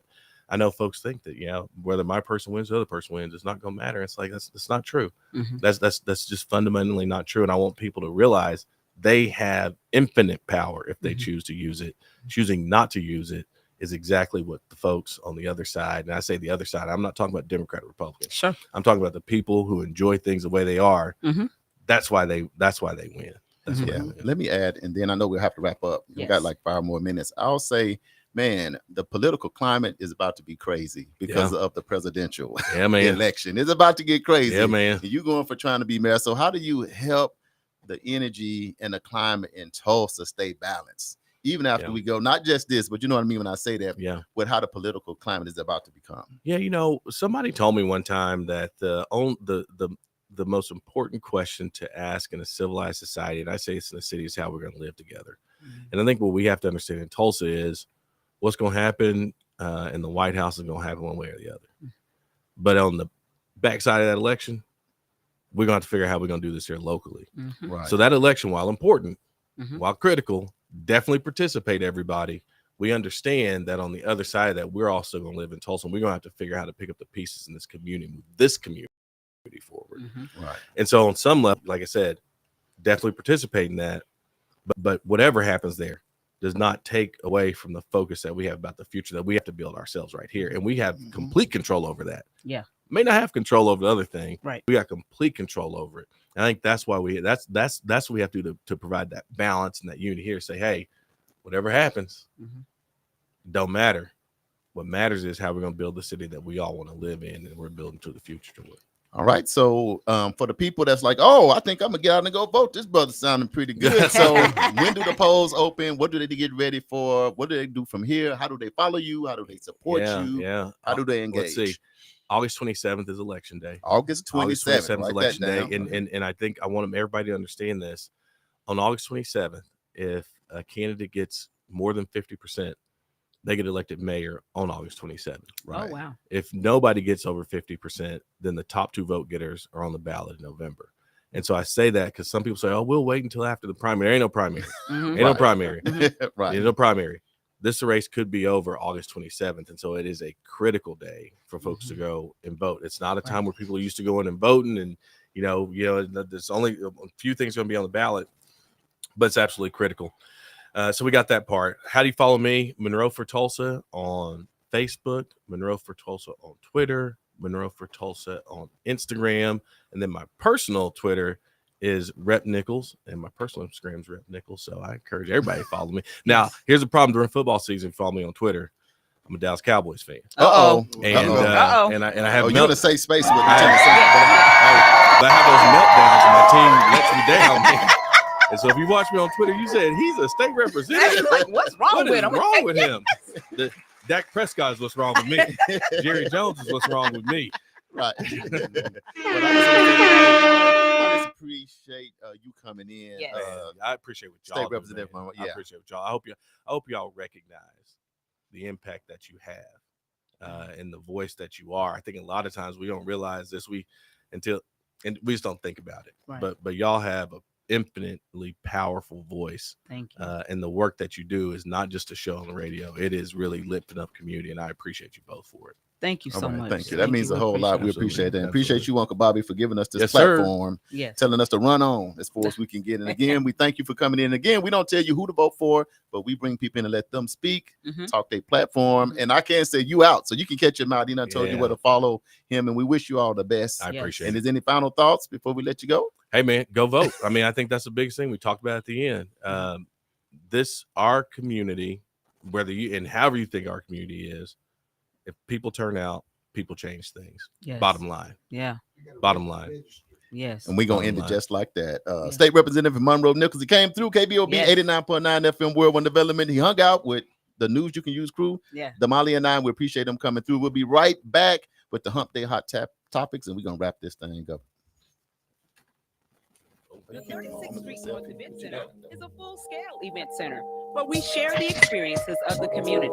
At the event center, you can rent space for weddings, birthday parties, receptions, concerts, Greek events, quinceañeras, and much more. We also do custom decor, linen, and centerpieces. We're located at 1125 East 36th Street North. To book your next special event, business gathering, or community event, call us at 918-200-9046. Edgerec is a youth and family fun center located at 5424 North Madison Avenue in Tulsa, Oklahoma. At Edgerec, we offer a host of activities for children and families of the Tulsa community at little to no cost. To find out about the many programs, activities, and services offered at Edgerec, please visit our website www.edgerectulsa.com or just give us a call at 918-430-3947. The 36th Street North Event Center is a full-scale event center where we share the experiences of the community. At the event center, you can rent space for weddings, birthday parties, receptions, concerts, Greek events, quinceañeras, and much more. We also do custom decor, linen, and centerpieces. We're located at 1125 East 36th Street North. To book your next special event, business gathering, or community event, call us at 918-200-9046.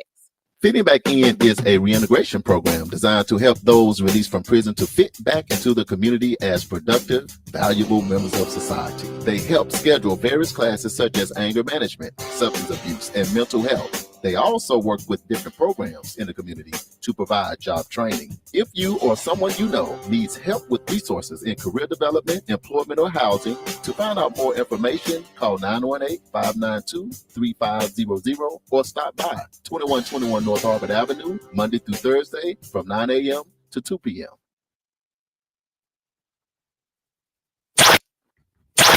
Ladies and gentlemen, all new KBOB 89.9 FM, Black on Black Community Radio. And now it's time for the Hump Day Hot Topics with Charles and Damali. Infiltrators, Hump Day! Hump Day! It's Hump Day! Mike.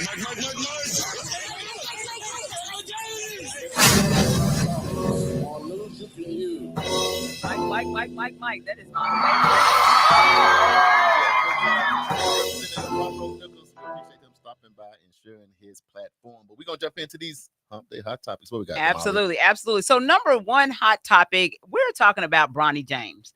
Bronny James was actually drafted into the NBA. That's the hottest topic. The hottest topic around. 18-year-old kid. He's going to play with his dad, LeBron James. LBJ. Yes, over at the Lakers. Right. And everybody's in a tizzy. And what we did is we made Lieutenant Sanders stay here, and we made Tyrants come back. Yes. So he's back now. He do Tech Street, but we're gonna see how verse he is in some of these other areas just a little bit. Absolutely. Tyrants, what do you think about this Bronny James situation? We good? Yeah. All right, perfect. Thank you, Bobby. Look, man, I think that we can't get mad at us when we start doing what we see other people doing to succeed. Yes. Boom. This whole nepotism argument. I know Taraji said something about nepotism when she remixed They Not Like Us at the BET Awards. Right. But what I'm saying is people putting their future generations on is how you get ahead. So to be frank, look, you shouldn't have no problem with it. That's my opinion. I get there are probably other reasons, but that's my opinion. Lieutenant Sanders, what you think about Bronny? LBJ, he got drafted. Yeah, he got drafted and already signed a 2-year guarantee. Guaranteed, but NBA contracts are guaranteed. Yeah, it's not like NFL. I don't have no problem with it. You know, hey, if they want to make history, and the Lakers going to let them make history, let them make history. Damali, I'll just say this, and I'll see what y'all think about this. Uncle Bobby, what you think about Bronny James? You got a little Trey. Trey could have been in the league with you. He is in the league with him. Hey, I agree, because that's what I would do with Trey. Right. I do the same thing. Come on, man. That's what we've done with him over here. So I have no problems with it. Right. I'll say for me, Damali, a lot of this stuff is about media. It's about coverage. It's about marketing. It's about dollars. I don't even know no other picks. All I know is Bronny James. I don't even know who the number 1 pick was this year. I just know the 55th pick. Do you know who the number 1 pick was? I do not. Nope. Right. That's why it's a good time to tune into Two Dog Sports Talk. Right. You'll Every find out. Tuesday, 6 to 8. They know the top 10. I don't know the top 10. Tell you about the top everything. I don't know the first round. I don't know nobody in the first. I just know Bronny James got drafted. Most of the top pick came from the European countries.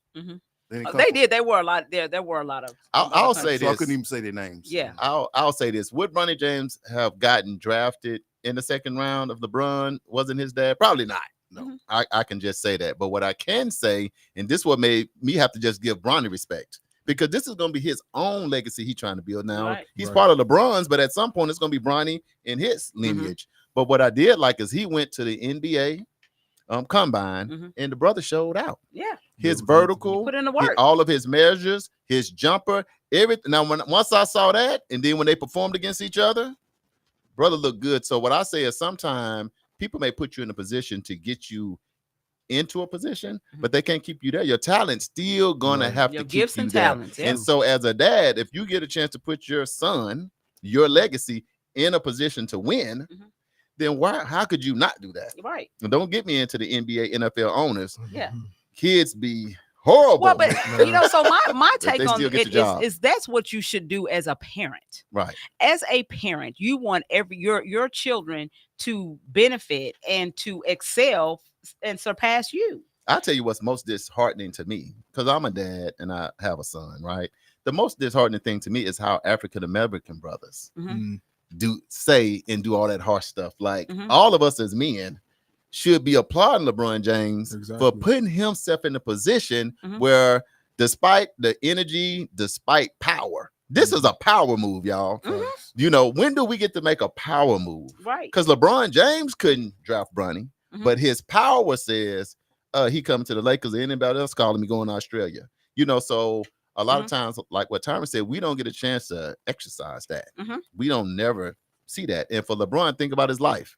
You know, he's been in the spotlight since 18 until today. What bad thing can you say about LeBron? Yeah. About him as a dad, him as a leader, him as anything you can think of. So I was just going to say to any brother, whether you like him as a basketball player or not, right, man, we got to honor and respect the man that paves the way for his family, his next generation, and on this level, and can't nobody do nothing about it.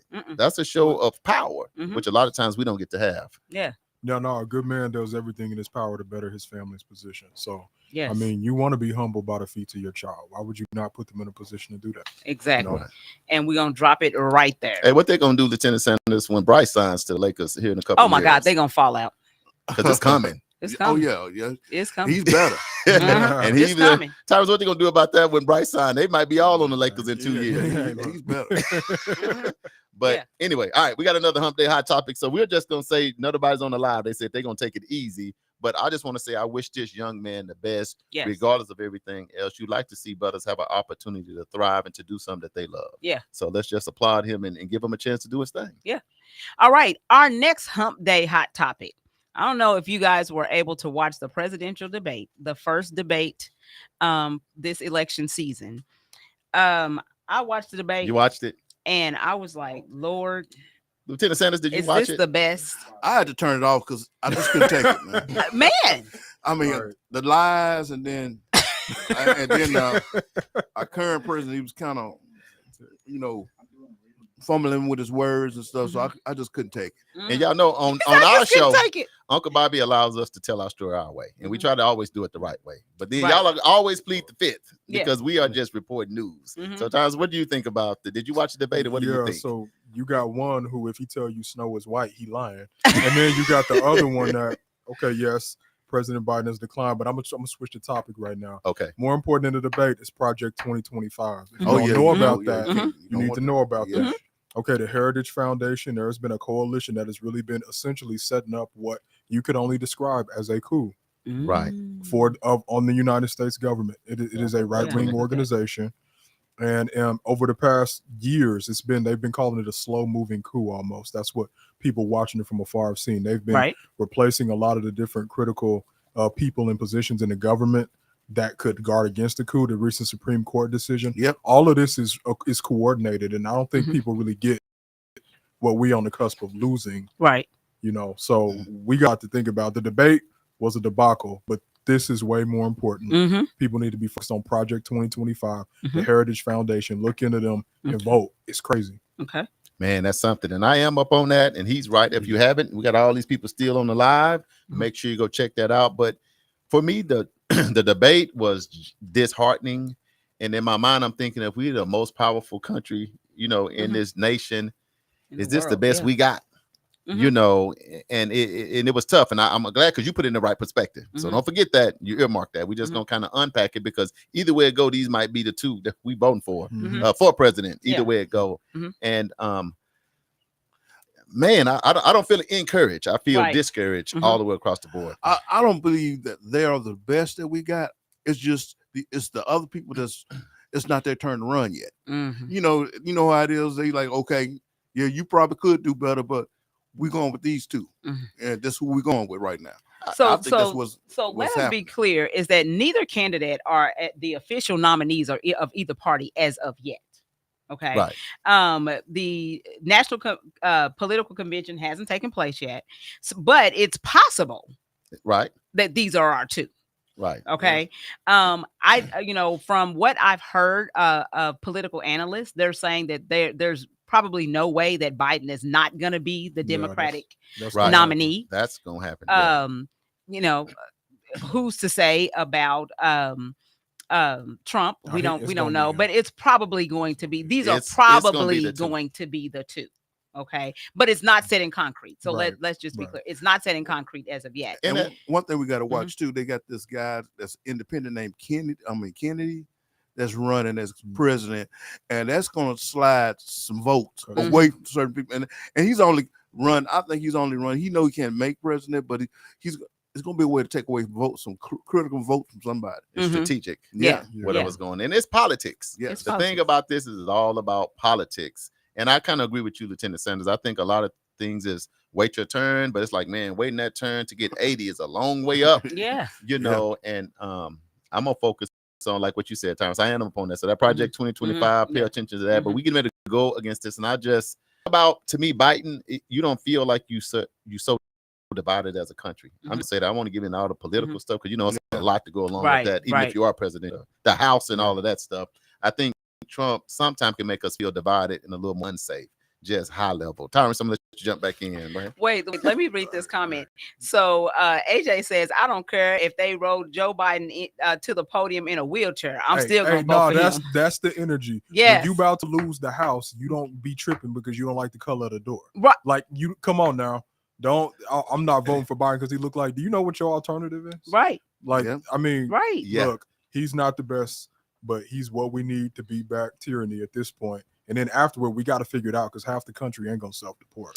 And to your point, AJ is saying that Kennedy's family is against him running for president as well. You know, so they don't want him to do that. So can I say this before we switch gears? I just don't even understand how one can run for president. Look, when you put your hand on your head, look, what are we doing in America? But you know, I looked it up.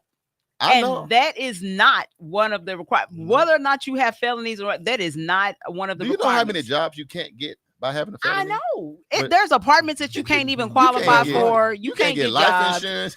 Man. How you going to be But covered? I can run for president? If he was black, they found a way to make it a problem. Man. It would have been a problem a long time ago. He wouldn't even be up there. It wouldn't have been no debate. Let us snatch that. Nope, you're not doing it. Well, y'all stay tuned in to that. We just want to kind of bring that because that is the hottest topic that's going on right now. I think Biden did better than the next one, but like, you got to keep the right perspective. I'll leave it at that. Okay, well, it's consistency. It's consistency, and I think what has happened with President Biden is that he has not been consistent. I don't know if it's his health or what it is that's causing him to not be consistent. But on one, you know, when he does one debate or one speech, he's like, you know, all in, and then the next one, it's like, you know, he's not quite all there. Well, you can't do that. When you get older, you can't snap back fast like you can when you. Look, we know because we getting there, right? Yes, that's the problem. Y'all ain't quite there. We ain't there, but yeah. At 50, you just make sure everything's working before you stand up. Yeah. You don't jump off truck beds and stuff like that. We there. Yeah. But anyway, we got to get out of here, Damali. We let's go on this Black History trivia. Okay. We can roll out of here in a couple of minutes. Black History Trivia. Here we go. So you guys had an opportunity at the beginning, and we had several people that said A, several people that said C. I am going to go ahead and read the question once again. The question is, who patented the first self-lubricating locomotive engine? Was it A, Elijah McCoy, B, Granville T. Woods, C, Garrett Morgan, or D, R.A. Butler? So for those of you who said A, you are absolutely correct. Yes. You only said A because of shout out to Uncle A. Brian and shout out to AJ down there in the J-Bone Lounge because I didn't know. I'll be honest, I didn't know. So Elijah J. McCoy was a Canadian-American engineer of African-American descent who invented the lubrication system for steam engines. He was born free on the Ontario shore of Lake Erie to parents who fled enslavement in Kentucky. He traveled to the U.S. as a young child when his family returned in 1847, becoming a U.S. resident and citizen. The quality of his inventions helped coin, I like this, the quality of his inventions helped coin the phrase, the real McCoy. Right. His inventions and accomplishments were honored in 2012 when the United States Patent and Trade Office named its first regional office in Detroit, Michigan, the Elijah McCoy Midwest Regional Patent Office. Just like that. So shout out to me. And Brian, he said to me, Teresa, and others that said you were influenced. Let's jump into these upcoming events. Look, he's gonna try to get out, slide on by. I'm sliding on out. We gotta go. All right, upcoming events. The 36th Street North Event Center has dates available. If you're looking for a place to hold your next wedding, birthday party, banquet, repast dinner, community event, etc., give us a call at 918-200-9046 to reserve your spot. Black History Saturdays is back. It's going to be happening July 13th at Edgerac Youth and Family Fun Center located at 5424 North Madison Avenue. It's going to be from 8:45 a.m. until 2:45 p.m. You can register at bit.ly/Black History Saturdays. Uganda Missions is going to be taking place July 15th through 23rd. We're still accepting donations. You can make donations at worldonedevelopment.com/Uganda-missions. Remember that we are taking members from the Juice radio show right here at KBOB. We have 3 members from the Juice that are going. We also have 2 members from McLean High School that are going to be going with us, and 2 other young ladies that will be going with us from other Tulsa public schools. So it's not just about the mission. missions. It's also about education. So, make a donation today at world1development.com/Uganda-missions. Remember, no donation is too large or small. Remember, we are a 501c3 not-for-profit organization. All right. The Tulsa HBCU Send-Off Celebration 2024 is going to be happening July 26th at 6:00 p.m. at BS Roberts Park is where it's going to be. There's going to be a car show that's also going to be taking place on July 27th. If you want to get any additional information, you can go to the Historic Main Street Facebook page, and they'll have information there for you about that event. Oasis Fresh Market is going to be hosting its back to school event on August the 7th. More details are coming soon, so stay tuned to Oasis and to World One Development. We'll have information about that. The back to school block party is going to be happening at Lacey Park, 2134 North Madison Place. It's going to take place on August the 10th from 11:00 a.m. until 2:00 p.m. There's going to be music, food, fun, and that kickball game. I know. You better watch. You better start getting your Bengay and all that for that football game. I've seen some problems. Divine Nine, y'all better get ready. Hey, I'm ready. All right. The Spreading Hope Back to School Bash 2024 is going to also be happening at BS Roberts Park. It's going to be at 901 North Greenwood Avenue. It's happening on August the 17th from 10:00 a.m. until 2:00 p.m. Motorcycle clubs, car clubs, I need y'all to get them backpacks and stuff ready. Get ready. I'm getting ready to make a call to y'all so we can go on ahead and do this stuff for our kids. Who is that? Birthdays. Oh, no, I was looking at Teresa's comment. Project 2025 is for real, she says. All right, birthdays. July 3rd, which is today. Franchetta Mays is celebrating a birthday, as well as your fraternity brother, KJ and in Anderson. the Twin City, Minnesota, my DP. Yes. Happy birthday. All right, and we want to send a happy 20th wedding anniversary to our very own Angie and Carl Walker. Oh, yeah, one of 20 my favorite years colors. today. Yeah, so we're 2 excited for decades them. together. Yes. Shout out to y'all. Love y'all. All right, and then tomorrow, Corey Taylor II celebrates his birthday. Happy birthday. How old is Corey going to be? 31, 27. 27? Yeah, he's running around with y'all. Yeah, Oh, he's your age, he ain't made it to the 30 club Oh, yet. wow. He even made it Doing to big 30. things, though. Doing big things. Well, happy birthday, Corey. Happy birthday. And then July 9th, we have Dwayne Henderson and Antoine Brown of Twan's Dance Group. He's going to have a birthday. Happy birthday, family. All right, so don't forget, you can reach us on any of our social media platforms. That's the 36th Street North Event Center, EduRec Youth and the Family Fund Center, World One Development, or Fitting Back In Prison Reentry Program. And don't forget to tune in to nycu.fm, where we play today's R&B and throwback hits. Just like that, appreciate all of our special guests for coming in. Of course, the police report, Lieutenant DeLorean Sanders. Final thoughts? Hey, let's be safe with them folks. Don't be shooting them at each other. We will have people in certain locations making sure that everybody's safe. Uh-oh. Mr. Tyrance Billingsley, final thoughts? Y'all stay up, look into Project 2025, and then plug into your community and vote. Yeah. Shout out to my uncle and my auntie that stopped by the radio station to hang out with us. We had them on camera a little bit. They said, hold on now. You can't put royalty on camera like that. Our reunion is going down this weekend. So safe travels to all my family that are coming in this weekend. Hang out in Tulsa, home of Black Wall Street. Appreciate Uncle Bobby for navigating the ship. Damali, your final thoughts before we go? You know what? And I forgot my sister's birthday is actually today as well on my dad's side. So happy birthday, That's Tracy. how we do in the Black community. Yeah. On my dad, uncle, on my cousin dad's side. Yeah. Happy birthday to Yes, you. yes. No, so I would just tell everybody, make sure that you're voting because your voice does count. Sometimes these votes get down to just, a handful of votes that make the determining factor as to whether or not a candidate gets in or not. So you can never, ever take the position that my vote doesn't count. And then secondly, like Lieutenant Sanders said, please be careful with these fireworks. Right. Y'all watch your babies out here and make sure that they're, doing what they're supposed to do safely, because kids think everything is all fun and games until somebody's arm get blowed off. Right. And the wisdom here on KBOB is, I know we celebrating the Independence Day 1776, but just know that they were still slaves. We weren't free. The 13 colonies still had all that. So while you got out there celebrating, still know what the history is, because of course you weren't born back then, but still know what your history says about that. We were not free. That was Independence of the United States on that day. It was a The huge right. celebration. That's a And difference. Thomas Jefferson, you know, the thing with him and the little girl and all of that. But just know the history. That's where, if you don't go to Black History class, right? So you at least know your history. But go ahead and shoot your rockets and all that if you want to. Yeah. Please consider donating to Eat Media Services to help our community radio continue to stay on the air. You can send your cash donation made payable to Eat Media Services to 1216 North Lansing Avenue, Suite D. We moved on up, y'all, Tulsa, Oklahoma, 74106. This has been news you can use with your boy Charles Harper. That's me. And Damali Wilson. That's me. Also, thanks to State Representative Monroe Nichols for coming in too and sharing his platform. Yes. But we are live every Wednesday from 1 p.m. to 2 p.m. So make sure you tune in.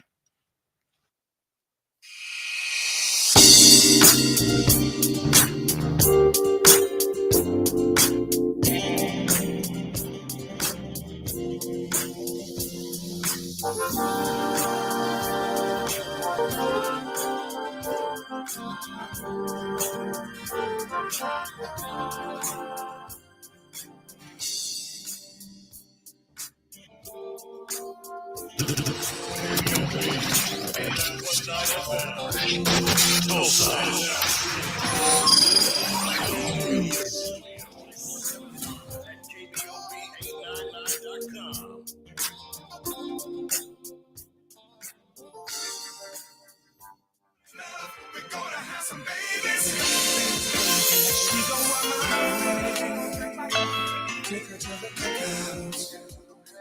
Take her to my mama house. She never had done. She will be my girl.